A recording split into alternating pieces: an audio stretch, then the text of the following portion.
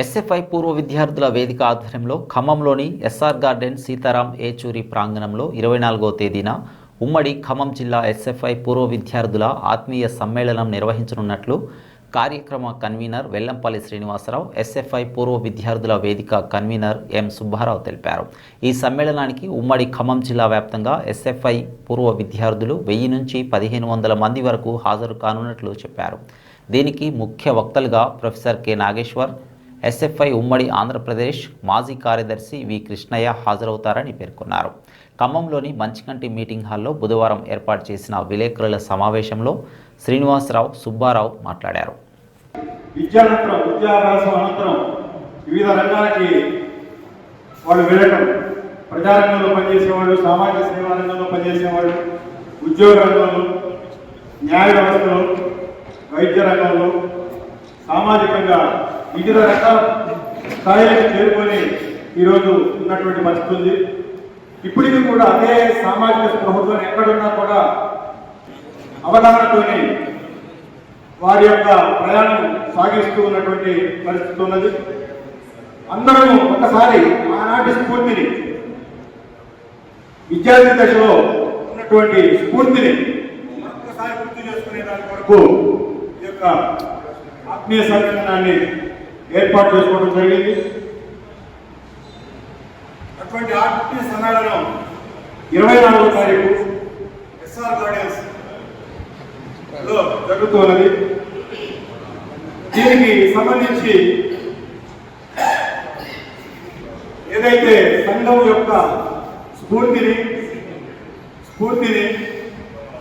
అది మరింత కొనసాగించాలని, అదే స్ఫూర్తితో కొనసాగించాలని మేము ఆశిస్తూ ఎస్ఎఫ్ఐ పూర్వ విద్యార్థుల వేదిక అనేటువంటి దాన్ని కూడా గత కొంతకాలంగా ప్రారంభించుకునే కార్యక్రమాలు జరుపుతూ ఉన్నాం. ఈ ఆత్మీయ సమ్మేళనం జరిగితే బాగుంటుంది అనుకుంటున్నాం. దాన్ని మా ఎస్ఎఫ్ఐ ఫార్మర్స్ గ్రూప్లో చేశాం. చాలా పెద్ద ప్రతిస్పందన వచ్చింది. నేను ఊహించలేదు. దాదాపు ఈ ఎస్ఎఫ్ఐ పూర్వ జిల్లాలో ఉన్న అన్ని ప్రాంతాల నుంచి, ఉమ్మడి అన్ని ప్రాంతాల నుంచి, ఆఖరికి విఆర్పురం మండలంలో ఉన్న అక్కడ చదువుకున్న విద్యార్థులు కూడా పెద్ద ఎత్తున స్పందించి మేము దీనికి వస్తాం, మా ఉద్యమ స్ఫూర్తిని మరోసారి గుర్తు చేసుకుంటామని అన్ని ప్రాంతాలు, మడుగురు, కొత్తగూడెం, ఇల్లెందు, సత్తుపల్లి, మదిర, వైరా, ఇలా అనేక పట్టణాల్లో ఆనాడు పనిచేసిన వాళ్ళందరూ కూడా వాళ్ళకు వాళ్ళే ఆ ఏరియాలో వాటి సంఘటనమై మేము దీనికి వస్తామని చెప్పారు.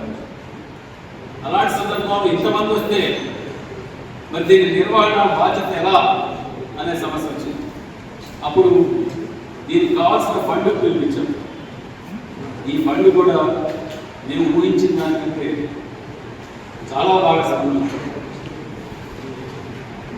అది మేము ఈ ఫండ్ పూర్వ విద్యార్థుల నుంచి మాత్రమే స్వీకరించాలని అంటే ఎస్ఎఫ్ఐ పూర్వ విద్యార్థులు, ఇంకెవరిని మేము డబ్బులు అడగదు. ఫండ్ కాదు, కాంట్రిబ్యూషన్. మనం చైతన్యవంతంగా దీన్ని జయప్రదం చేయడం కోసం మనం ప్రయత్నం చేయాలి అనే పద్ధతుల్లో ప్రయత్నించాం. ఆ పిలుపులో ఆనాడు ఉద్యమంలో పనిచేసిన వాళ్ళందరూ ఎవరి శక్తి మేరకు వాళ్ళు చాలా పెద్ద ఎత్తున కాంట్రిబ్యూట్ చేశారు.